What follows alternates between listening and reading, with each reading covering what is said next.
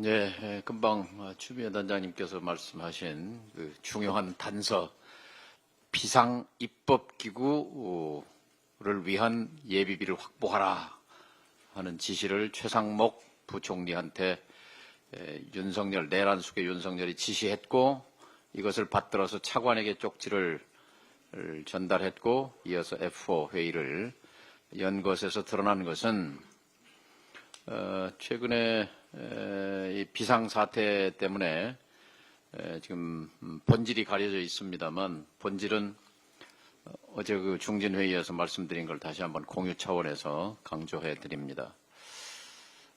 쿠데타의 목적은 영구 집권입니다. 영구 집권 계획의 단서가 바로 비상입법기구 지침입니다. 동서고금의 쿠데타는 한 사람도 빠지지 않고 모두 영구 독재를 위해서 쿠데타를 저질렀습니다. 박정희, 피노체트, 세계 모든 군사 쿠데타가 그렇습니다. 이번에 윤석열 쿠데타 역시 제2의 유신 선포를 위한 조치였다고 봅니다.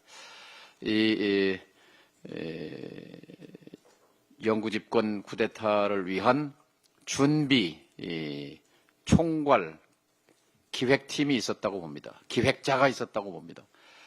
지금 숨어 있는데 이 부분에 대해서 우리가 집중적으로 밝혀내야 하고 그 영구 집권 음모의 그림을 드러내야 한다고 봅니다.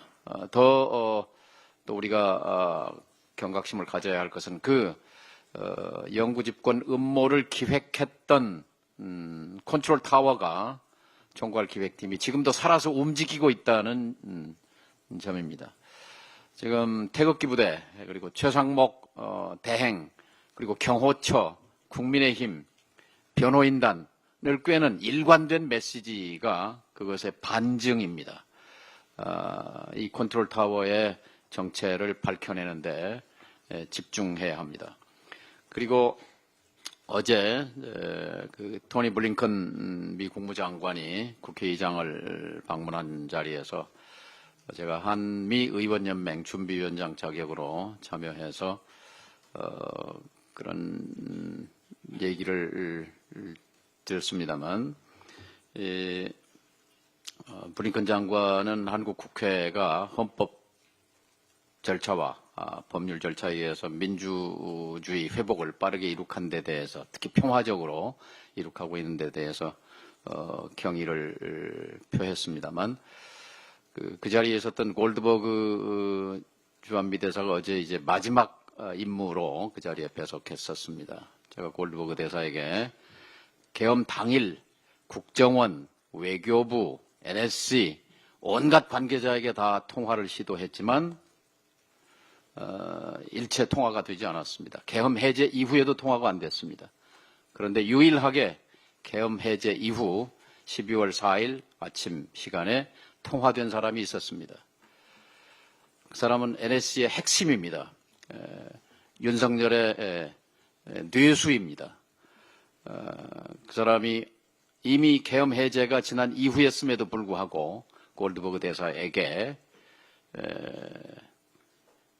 입법 독재로 한국의 사법 행정 시스템이 망가진 반국가주의 세력을, 반국가 세력을 척결하기 위해서 계엄이 불가피했다는 강변을 되풀이했습니다.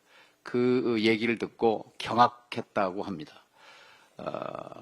이제 처음으로 그 사람은 NSC 차장 김태효입니다. 지금도 역시 살아서 움직이고 있다는 증거라고 생각합니다.